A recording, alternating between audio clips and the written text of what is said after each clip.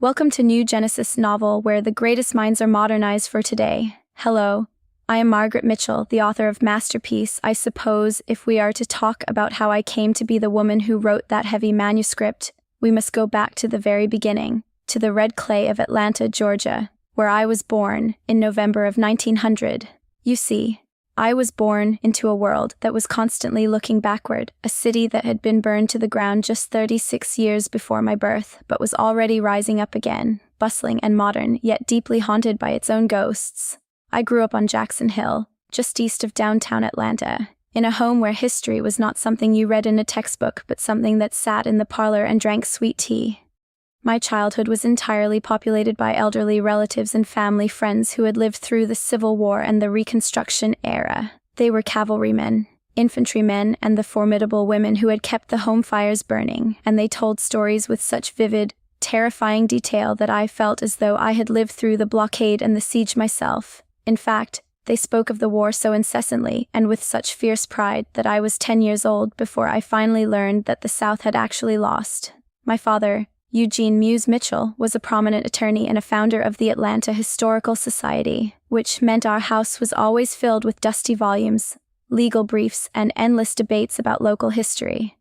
My older brother Stevens and I would listen for hours on Sunday afternoons as the older generation debated the precise movements of troops at Gettysburg or the devastating march of General Sherman. We would sit on the porch steps, swatting away mosquitoes in the humid Georgia heat, completely enthralled by the romanticized tragedy of it all. Those veterans did not speak of the war as some distant historical event. They spoke of it as if it had happened only yesterday, their voices thick with lingering sorrow and unyielding defiance. I absorbed their cadences, their phrasing, and their unshakable belief in a bygone era. Even then, I was observing the stark contrast between the old world they mourned and the new, industrialized Atlanta that was rapidly expanding around us. My mother, Maybelle Stephens Mitchell, was a force of nature in her own right, a staunch suffragist who marched for women's right to vote and instilled in me a fierce independence that was quite unusual for a little Southern girl of my generation. She refused to let me be a delicate flower. When I was a child, my dress caught fire on an open grate, and after that, my mother put me in boys' trousers. I became a notorious tomboy, riding my pony, climbing trees, and insisting that everyone call me Jimmy. I was a wild thing, constantly scraping my knees and getting into scrapes, but my imagination was always working. I began writing stories as soon as I could hold a pencil, filling cheap composition notebooks with tales of adventure, romance, and tragedy. I even wrote plays and forced the neighborhood children to act them out on our front porch. Education was paramount to my mother, and she constantly warned me that a woman must have something to fall back on, a way to support herself if the world turned upside down, just as it had for the women of her mother's generation. Once she took me on a carriage ride past the ruined, crumbling chimneys of old plantation houses that still scarred the countryside, pointing to them as a grim warning of what happens when a society is entirely upended. She sent me to the Washington Seminary here in Atlanta, where I was perhaps more interested in socializing and writing for the school yearbook than I was in my formal studies, but I read voraciously. I devoured everything from Shakespeare to cheap dime novels. Eventually, my mother decided I should go north for a proper education, and I enrolled at Smith College in Massachusetts. I took to the independence of college life, but my time there was tragically cut short. In 1918, the great influenza pandemic swept across the globe, and it struck my mother. I rushed home to Atlanta, but I was too late. She had passed away before I could reach her. Her death shattered my world and ended my formal education, as I had to step into her shoes and take over the management of our household on Peachtree Street for my father and my brother. That profound loss and the sudden thrust into adult responsibilities marked the true end of my childhood. But the stories, the voices of those old veterans, and the indomitable spirit of the women I had grown up around were already permanently etched into my mind, waiting for the day I would finally put them to paper. People often ask me about the great rejections I faced from publishers before my novel saw the light of day, expecting some grand tale of a struggling artist papering her walls with rejection slips. The truth is quite different, though perhaps infinitely more exhausting. I did not face a wall of publishing executives telling me my work was worthless. My greatest struggles and rejections were far more intimate, born of my own body, my own mind, and the society I kept. If you want to know about my struggles, you must first understand the physical and emotional pain that became my constant companions early in life. When I was just a young woman at Smith College, I received word that my mother was dying of the great influenza. I rushed onto a train to get back to Atlanta, but I arrived a day too late. That loss felt like a profound rejection by fate itself, a sudden and brutal tearing away of the woman who had always demanded I secure my own independence. I tried to find my way after that, but my first marriage to Berrien Upshaw was a disastrous struggle. He was violent and unpredictable, and the marriage ended in a scandalous divorce that forced me to harden myself against the harsh judgments of polite Southern society. I found my salvation in working as a reporter for the Atlanta Journal. I loved the rush of the newsroom and the independence it gave me, but my body betrayed me. A severe ankle injury, compounded by crippling arthritis, forced me to resign. I was confined to a chair, restless, frustrated, and grieving the loss of my career. My second husband, John Marsh, brought me armloads of library books until I had read nearly everything in town, and finally, he told me I would have to write my own book to entertain myself. That is how the manuscript began, not out of towering literary ambition, but out of absolute physical confinement and boredom. But the writing itself became a struggle that stretched over 10 long years. I wrote the last chapter first, and then worked backward and forward, creating a sprawling, disorganized mess of envelopes and manila folders hidden under beds and beneath towels. The rejection I faced during that decade came from my own social circle. My friends in Atlanta knew I was supposedly writing a book, but they treated it as a polite joke. They would ask about it with that thinly veiled Southern condescension, smiling behind their teacups. I remember one particular afternoon when a friend laughed outright at the very notion that I could produce a real novel. That mockery stung deeper than any formal rejection letter ever could. It bred a crippling insecurity within me. I was so ashamed of my sprawling, messy manuscript that I refused to show it to anyone. When Harold Latham of Macmillan came to Atlanta scouting for new authors, I flatly denied having a book.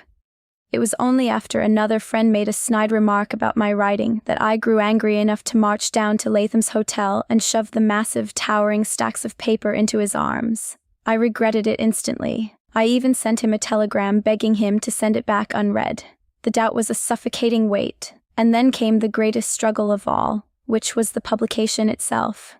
You might think success is the end of a writer's troubles, but for me, it was the end of my life as I knew it. The sheer crushing magnitude of the fame that followed destroyed my peace. I was besieged by reporters, tourists, and strangers knocking on my door at all hours. I spent years fighting copyright battles, answering thousands of letters, and dealing with the absolute loss of my privacy. People wonder why I never wrote another book. They do not understand that the effort of writing the first one, hiding it, doubting it, and then surviving its monstrous success took every ounce of creative life I had inside me. My struggle was not in getting the world to accept my work, but in surviving the world once it did. People have always asked me what I truly meant when I wrote Gone with the Wind. For years I told them it was just a simple story about a girl who had a little gumption and a lot of flaws. I used to say I was merely writing about a time that was gone. A piece of history I grew up hearing about on the porches of Atlanta. But you are asking me to look deeper, to peel back the layers of the world I built and explain the shadows hiding behind the magnolias. If I must be entirely honest with you, the hidden meanings were never truly hidden at all.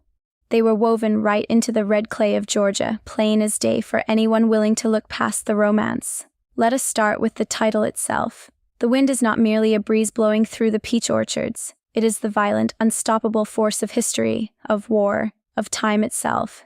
It is the great equalizer that sweeps away the fragile, beautiful, and fundamentally doomed society of the Old South. Everything that was built on an illusion, everything that could not bend to the harsh realities of the changing world, was simply blown away. Then there are the people who survived that wind, and those who did not. You see, Scarlett is not just a difficult, selfish woman. She is the sheer, unvarnished will to survive. She represents the brutal pragmatism required to live through the collapse of a civilization. She sheds her morals when they become too heavy to carry, just as one might throw heavy trunks off a sinking ship to keep from drowning. Ashley Wilkes, on the other hand, is the absolute embodiment of the Old South. He is cultured, honorable, poetic, and entirely useless when the real world comes crashing through his front door. Scarlett spends the entire novel chasing a ghost, a fantasy of a world that is already dead, which is exactly what so many of my contemporaries did in their own lives. They worshipped the memory of a society that was as fragile as a teacup. Rhett Butler is the harsh truth of the new era. He sees the world exactly as it is, stripped of all its romantic nonsense and chivalric lies. He is the opportunist, the realist, the man who knows that money and power are the only things that matter when the cannons start firing. He is the modern age, staring right into the face of the past and laughing at its hypocrisy. And do not mistake Melanie Hamilton for a weak woman. People always think she is just a frail, sweet little thing who cries too much, but Melanie is the true spine of the old world. She is the only one who possesses the genuine grace and inner strength that the South like to boast about. She survives not by compromising her soul, as Scarlett does, but by the sheer force of her quiet courage and unwavering loyalty. Yet even she cannot live forever in a world that has moved on. Her death is the final death of the Old South. But if there is one true metaphor that anchors the entire book, it is Tara, the land. My father used to tell me that the land is the only thing in the world worth working for, worth fighting for, worth dying for, because it is the only thing that lasts. Tara is Scarlett's true mother, her ultimate salvation. When society falls apart, when money burns, when love fails, the red earth remains. The green velvet dress Scarlett makes from the portieres of Tara is the perfect symbol of this survival. It is the old world repurposed to conquer the new. It is pride stitched together with absolute desperation, so, you see, I did not just write a romance. I wrote an autopsy of a society. I wrote about the terrifying cost of survival. The tragedy of Scarlett is not that she loses Rhett in the end. The tragedy is that she survives the wind, but in doing so, she becomes entirely hollowed out, left with nothing but the dirt beneath her feet and the cold realization that tomorrow is another day. I have always believed that you never truly know a person until their world has been entirely swept away. If you want to understand my ultimate philosophy on human nature, you need only look at how people behave when the fire comes to their doorstep. I call it gumption. Human nature is not inherently noble, nor is it inherently evil.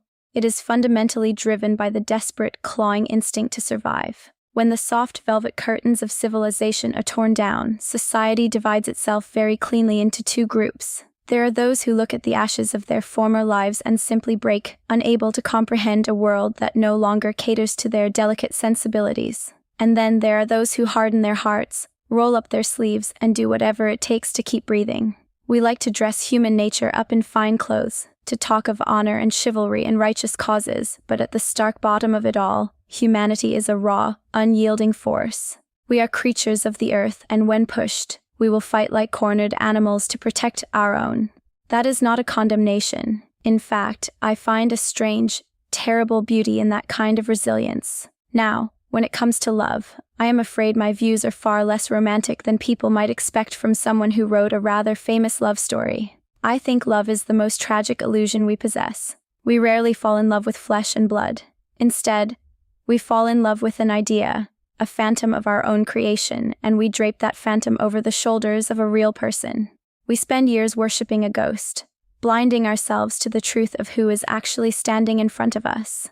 And the great tragedy of human affection is that by the time we finally open our eyes and realize that the person we thought we loved never existed, the one who truly understood us, the one who loved us in all our flawed, wretched reality, has already walked out the door. Love is a matter of timing, and human beings are notoriously terrible at keeping time. We cling to the past, we yearn for the impossible, and we trample over the genuine devotion that sits quietly at our feet. And then there is death. Death is the only honest thing in this world. It does not care about your pedigree, your wealth, or the grand illusions you have built your life upon. I grew up surrounded by the ghosts of a defeated people, listening to stories of a world that died a violent death. I learned early on that death is not a glorious sacrifice or a poetic fading away. It is sudden, it is ugly, and it is profoundly indifferent to the plans of the living. But death also serves as the ultimate crucible for those who are left behind. It forces us to look at the empty spaces and decide whether we will lie down in the grave with them or whether we will stand back up. I have always chosen to stand, because no matter how much we lose, no matter how many illusions are shattered or how many people are taken from us, the earth keeps turning. The past is gone with the wind, and there is absolutely nothing we can do to drag it back. All we can do is gather up our strength, face the ruined world, and remember that tomorrow is another day. I am Margaret Mitchell, though for most of my life, I was just Peggy from Atlanta. I grew up in a city that had been burned to the ground and rebuilt, a place where the past was never really past. When I was a little girl, I would sit on the porches of old houses, my legs dangling off the edge, listening to the older folks talk. They never spoke of the war as something in a history book. They spoke of it as if it had happened yesterday. They talked about who had courage, who broke under the pressure, and who managed to scrape a life together out of the ashes. That was the air I breathed.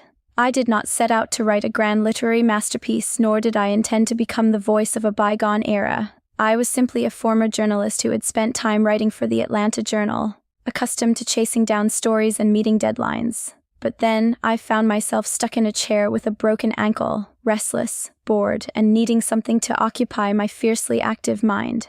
My husband brought me stack after stack of library books until he finally told me I had read everything of value and would have to write my own book, so I wrote about what I knew. I wrote about survival.